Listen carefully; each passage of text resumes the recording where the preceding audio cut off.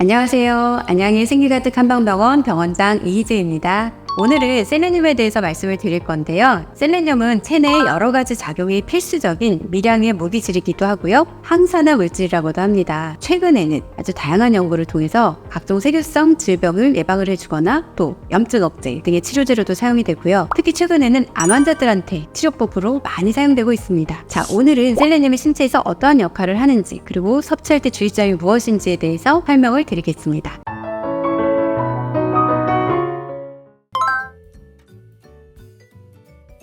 셀레늄은 세계보건기구가 지정한 필수 영양소 중의 하나로 우리 몸에 매우 중요한 역할을 합니다. 주된 기능은 강력한 항산화 작용인데요. 산소 유도성 스트레스로부터 세포를 보호를 하고 활성산소에 대응해서 세포의 변종을 막고 노화를 예방하고 면역체계를 강화합니다. 또한 신진대사를 활발하게 하고 소염작용을 통해서 다양한 질병을 예방하는 역할을 하는데요. 또한 셀레늄은 심장질환을 예방하는 데도 도움이 되죠. 그 이유가 심장의 에너지를 만드는데 코엔자임 Q10이 필요한데요. 셀레늄은 코엔자임 Q10의 합성을 도와주기 때문입니다. 그리고 갑상선 호르몬의 생합성에 필수적이고 또 성장, 발육, 생식기능 등에도 영향을 주는 걸로 알려져 있어서 저번 유튜브에서도 제가 셀레늄을 권해드리기도 했었죠. 국제연합식량농업기구와 WHO가 발표한 셀레늄의 하루 섭취 권장량은 성인 기준으로 50에서 200 마이크로그램입니다. 암 예방을 위한 섭취의 권장량은 이보다 조금 높은 500 마이크로그램 수준입니다. 자, 보건복지부와 한국영양학회가 발표한 2020년 한국인 영양소 섭취 기준에 따르면 19세 이상의 성인 남녀 권장 섭취량은 60 마이크로그램, 또 상한 섭취량은 400 마이크로그램입니다. 한국은 화강암이나 현무암의 대부분인 토지인데요. 여기서 자라는 식물에는 셀레늄의 함량이 낮기 때문에 한국 사람들은 셀레늄의 섭취량이 낮은 편입니다. 셀레늄 부족은 암 발생이나 갑상선 질환, 심장 질환 등의 원인이 될 수 있습니다. 하지만 과다 복용 시에는 메스꺼움이나 구토, 설사, 무기력 등으로 이어질 수 있기 때문에 적정량을 섭취하는 게 좋습니다. 여기 표에서는 셀레늄이 풍부한 식품들을 모아놨으니까 참고해서 보시면 좋을 것 같습니다. 자, 이렇게 우리가 음식으로 섭취하는 셀레늄을 유기셀레늄이라고 합니다. 셀레늄에는 유기셀레늄과 무기셀레늄이 있는데요. 우리가 유기셀레늄은 보통 푸드셀레늄이라고 합니다. 말 그대로 유기물과 셀레늄이 결합한 건데요. 탄수화물, 단백질, 지방을 우리가 유기물이라고 하는데요. 유기셀레늄은 보통은 단백질과 결합한 상태의 셀레늄을 말하는데요. 보통 셀레노메티오닌, 또 셀레노시스테인의 형태로 되어 있고요. 이를 복용을 하면 체내에서 활성 상태의 셀레늄의 형태로 바뀌게 되는데요. 그 전환되는 비율은 적은 편입니다. 그래서 우리가 이러한 유기셀레늄은 특별한 질환이 없는 사람들의 건강 유지를 위해서 복용하는 경우가 대부분입니다. 우리가 복용하는 셀레늄의 영양제들은 대부분 유기셀레늄의 경우가 많습니다. 자, 그러면 우리가 무기셀레늄도 복용을 하고 있을까요? 네, 맞습니다. 이런 경우에는 우리가 치료를 위한 목적으로 사용하는 경우가 대부분인데요.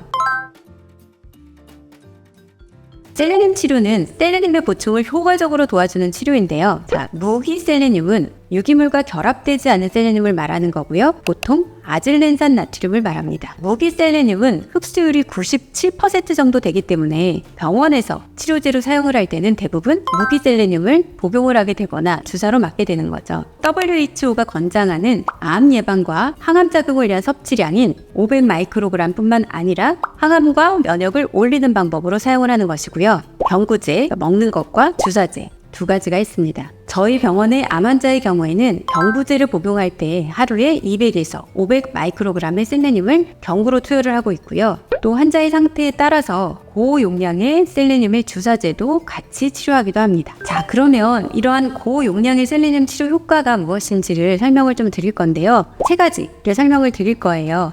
일단 고용량의 셀레늄 치료는 1000에서 3000 마이크로그램 정도를 사용을 하게 되는데요. 작용 기전을 보면 첫 번째로 고친화성 인터루킨 수용체 발현을 통해서 면역계를 활성화시키는 T셀. 이 T셀을 활성화시키고 분할을 도와서 우리가 면역 반응을 활성화시키게 됩니다. 암세포는 글루타치온의 합성을 증가를 시켜서 방어력을 높여서 암세포 스스로를 보호하려고 하는데요. 그런데 셀레늄은 암세포 내에 글루타치온 두 분자와 결합을 해서 셀레노다이 글루타치온을 합성을 하게 되는데요. 이 셀레노다이 글루타치온이 암세포를 보호하는 글루타치온의 농도를 낮춰주고 또 활성산소를 발생을 시켜서 암세포의 사멸을 유도합니다. 즉, 두 번째, 셀레나제를 통해서 고용량의 셀레늄이 신체에 투여되면 정상세포는 건들지 않고요. 선택적으로 암세포만 독성을 유발해서 사멸시키는 것입니다. 세 번째, 염증을 매개하는 NF-카파비라고 하는 물질이 있는데요. 이러한 NF-카파비는 암의 원인이 되기도 합니다. 이러한 물질의 활성을 억제해서 항염증 작용을 합니다.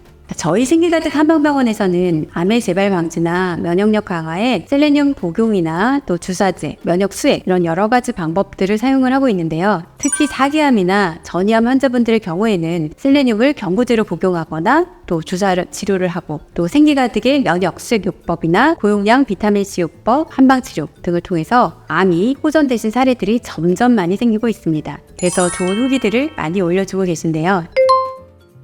자, 오늘은 셀레늄의 치료에 대해서 설명을 드렸습니다. 생기가득 한방병원에는 종양내과 전문의 진료도 함께 하시기 때문에 충분한 진료와 상담 후에 환자분의 몸 상태에 맞는 처방이 가능합니다. 궁금한 내용은 댓글이나 생기가득 카톡 채널로 부탁드립니다. 감사합니다. 여러분 항상 건강하세요.